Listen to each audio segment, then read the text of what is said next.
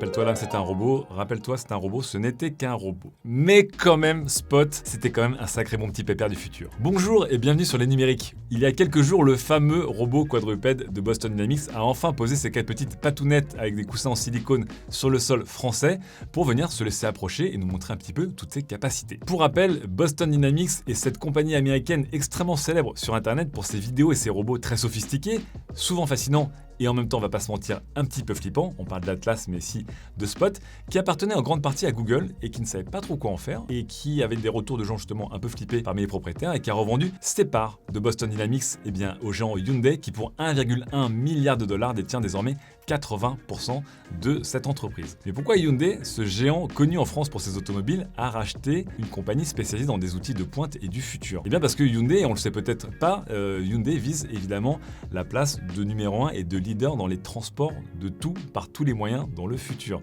Que ce soit des transports roulants, des transports marchands, des transports même volants, le géant coréen est déjà plutôt bien placé. Le fait que maintenant Boston Dynamics les ait rejoints va peut-être leur permettre de se retrouver à la pointe de cette industrie de demain. Si Atlas, le robot humanoïde de Boston Dynamics, est le premier à avoir fait parler de lui, c'est Spot qui a eu un petit peu tous les spots sur lui. Pourquoi? Parce que ce chien robotique est aussi impressionnant, mais aussi qu'il est déjà en vente pour quelques 70 000 € prix de base.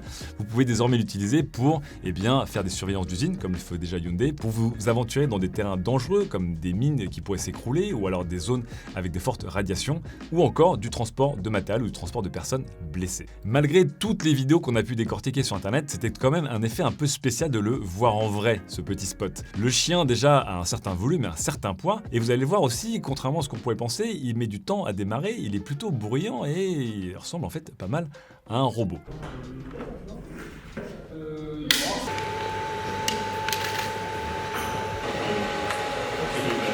On avait beau le regarder, même parmi l'essence de ses mouvements, il avait des limites pour notamment monter des escaliers ou grimper sur mes petits genoux quand je l'ai appelé. Et c'est là le rappel de ce Spot. Ce n'est qu'un robot, ce n'est qu'un outil. D'ailleurs, la version que nous avons pu côtoyer pendant quelques heures en France n'était même pas dans un mode autonome, elle était téléguidée par un opérateur et nous avons nous-mêmes pu piloter pendant quelques temps Spot. C'était littéralement comme manier un jeu vidéo en vue à la première personne avec 2 sticks analogiques. Et pourtant, il y a quand même quelque chose à propos de ce robot qui éveille en nous, encore une fois, beaucoup d'excitation et beaucoup de crainte. Sa manière de bouger presque organique, son agilité presque animale, nous a vraiment scotché et alors qu'on pensait en avoir un peu tout vu. Nous avons également testé une petite marche avec ce chien à l'extérieur du bâtiment et les gens se sont arrêtés par dizaines en quelques secondes. C'est dire encore une fois la puissance d'attraction et la puissance de fascination que Spot et que les robots de Boston Dynamics ont sur le grand public comme les geeks avertis. Si les adultes et surtout les enfants étaient émerveillés par Spot, ce dernier n'a pas échappé aussi aux questions plus craintives de certains journalistes et confrères qui étaient sur place. Est-ce qu'on va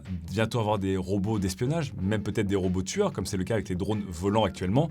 Boston Dynamics et Hyundai rappellent que pour l'instant, ces firmes refusent bien sûr d'avoir des utilisations militaires ou des utilisations violentes de leurs robots, qui ne sont là que pour transporter des choses ou faire de la reconnaissance ou faire de la manipulation d'objets civils, scientifiques, mais rien de plus. Et si certaines compagnies n'ont, elles, pas hésité à sauter le pas du militaire et de la défense, on espère que Boston Dynamics et ses robots, dont Spot, resteront du côté du civil et du scientifique pour l'instant. Et peut-être du loisir, parce que j'ai vraiment très envie d'aller jeter la baballe et de jouer avec ce Spot. En attendant, j'ai une question toute simple à vous poser. Est-ce que, comme moi, vous attendez impatiemment la venue des robots dans votre vie? Et ces derniers, quels usages auraient-ils pour vous? Du loisir, de la défense, de l'utilitaire?